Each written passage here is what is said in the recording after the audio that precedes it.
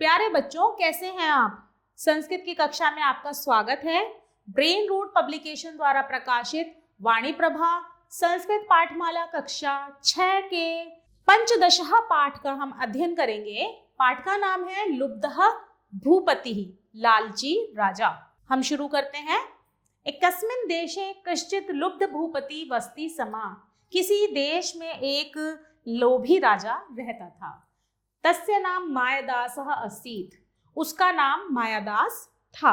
स भूपति दरिद्रवत जीवने अयापत्य। वह भूपति, वह राजा दरिद्रता की तरह, दरिद्रों की तरह जीवन जीता था। अर्थात उसके पास पैसा तो बहुत था, पर जीवन जो जीता था वह लालची होने के कारण दरिद्रता के साथ जीता था। एकदा कश्चित् मुनि तस्य प्रसादम आगच्छत्। प्रसादम अर्थात उसका महल। एक दिन कोई मुनि उसके महल में आता है। मायादासः तं मुनि सत्कारेण आतिशस्यत्। मायादास उस मुनि का बहुत ही आदर सत्कार करते हैं। नृपस्य अर्थात राजा। सत्कारेण संत मुनि अवदत्।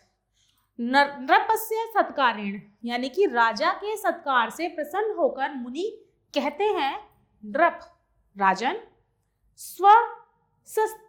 स्वसत्यस्तु ते अभिष्टम वरम वरय इति। अपने लिए, स्वयं के लिए तुम वर मांगो। मुनेः वचनम श्रुत्वा सह भूपति लोभेन अभि अवदत्। मुनि की बात को सुनकर, मुनि के वचन को सुनकर भूपति लोभ से भरकर कहता है, मया स्पर्श्यमानः पदार्थः सौवर्ण अभवन्तु इति। अर्थात मेरे स्पर्श करने से कोई भी जो पदार्थ को मैं जिसे भी स्पर्श करूंगा, छुऊंगा, वह जो है सोने का बन जाए। तथास्तु एव मुक्तः सह मुनि अंतर्ध्यान अभवत्। तथास्तु यानी कि उसे आशीर्वाद देकर वह मुनि वहां से अंतर्ध्यान हो गए। वरम लब्ध्वा मायादासः भवने स्थितानि वस्तूनि अस्पर्शत्। जब उसे लब्ध्वा अर्थात कि वरम लब्ध्वा अर्थात वर पाकर मायादास भवने स्थित यानी कि भवन में स्थित जो उसकी वस्तुएं रखी थी उन्हें स्पर्श कर कर देखता है। तेन स्पृष्टानि वस तत्क्षण में 100 वर्णानि जतानि। अर्थात उन्हें स्पर्श करने के तुरंत बाद ही वह सोने की बन जाती थी। एतद दृष्ट्वा सह अति प्रसन्न अभवत्। यह देखकर उसे बहुत खुशी मिलती है। ततः सह पिपासाया आतुरः जातः। तभी उसे प्यास लगती है। सह जलम पातुम उद्धत अभवतम परम तेन स्पृष्टम जलमपि सुवर्णपिंडम अभवत।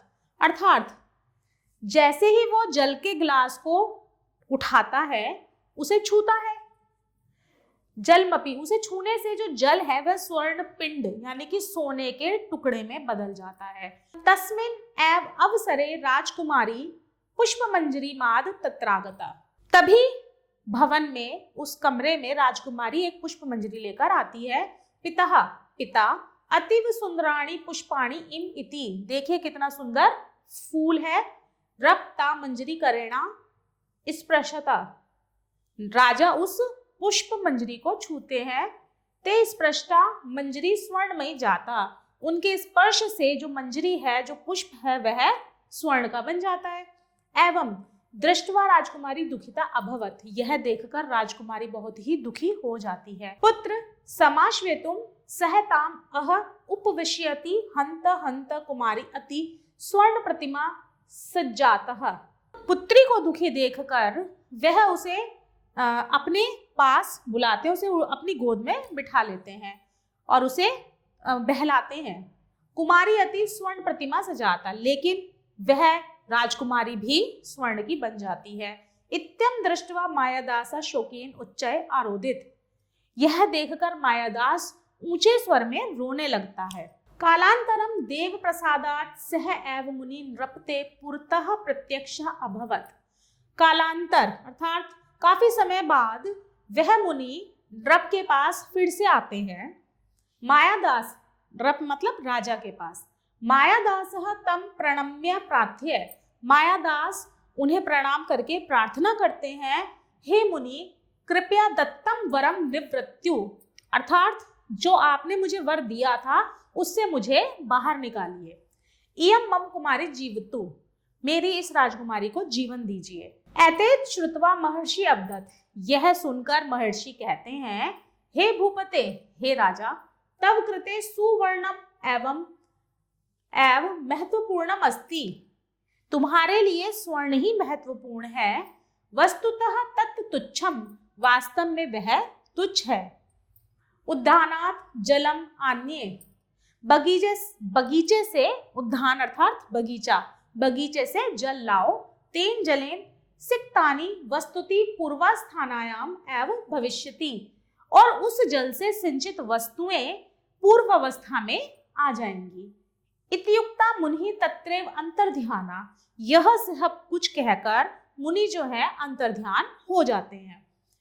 मायादासः उद्यानात् जल मान्यत, मायादास अपने बगीचे से जल लाते हैं।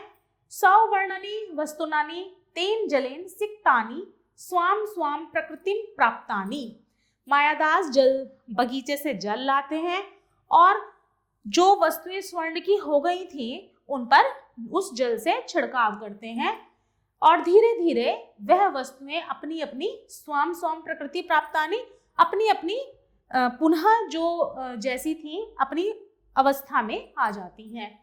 राजकुमारी अपि जीविता अभवत, राजकुमारी भी जीवित हो जाती हैं। अतएव सत्योक्तम, इसीलिए सच कहा गया है, अति लोभो न कर्तव्यः सह तु दुखस्य कारणम, अधिक लोभ नहीं करना चाहिए, वह तो दुख का कारण है। अब हम इसके शब्दार्थ करेंगे। लुब्ध अर्थात लोभी, अतोष्यन संतुष्ट किया, अभिष्टम इच्छित, अंतर्ध्यान अदृश्य, पंजरी बौर, आयापयत बिताता था, पिपास्या प्यास, प्रणम्यम प्रणाम करके, उच्चय जोर से, स्पृष्टा छुई, पुरतः सामने, निव्रयतु समाप्त हो, सिक्तानी भीगी हुई। अब हम करेंगे अभ्यास। पहले प्रश्न को हम करते हैं निम्नलिखितानाम प्रश्नानाम उत्तराणि लिखत, जिसका पहला प्रश्न है क लुब्ध स्वभावेन मायादासः कीदृशं जीवनं यापयति स्म। लुब्ध स्वभावेन मायादास किस तरीके का जीवन यापन करते थे।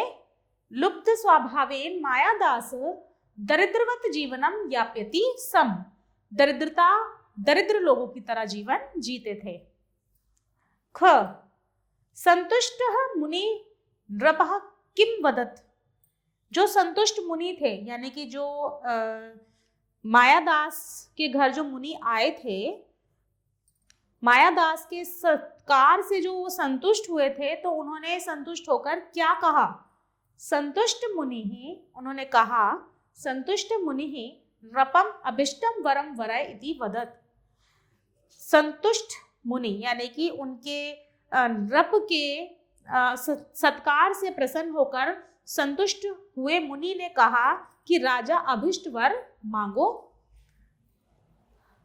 ग लोभेनाभिभूतः भूपतिः वर रूपेण किम याचते, लोभानिभूत अर्थात लोभ से अभिभूत होकर यानी लालच से भरकर भूपति अर्थात राजा ने वर के रूप में क्या मांगा।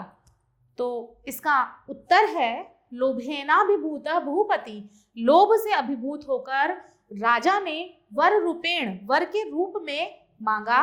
मया स्पृश्यमानः पदार्थः सवर्ण भवन्तु इति, मेरे स्पर्श मात्र से ही पदार्थ जो है स्वर्ण का बन जाए, ऐसा उन्होंने वर मांगा। अगला प्रश्न है घ कह पिपास्या आतुरः जातः, कौन प्यास से व्याकुल हो गया। उत्तर है भूपति मायादास, यानी कि राजा मायादास पिपास्या आतुरः जातः, प्यास से व्याकुल हो गया। अगला प्रश्न है ड अन्ते मायादासः मुने किम अयाचत, अंत में मायादास ने मुनि से क्या मांगा? अंते मायादासः मुने अयाचत। अंत में मायादास ने मुनि से मांगा, हे मुनि कृपया दत्तम वरम निव्रयतु, जो आपने मुझे वर दिया था उससे मुझे निवृत्त कीजिए। इयम मम कुमारी जीवितु, और मेरी पुत्री को जीवन दान दीजिए। इसके आगे के प्रश्न आप स्वयं पाठ को देखकर करेंगे। तब तक के लिए आभार।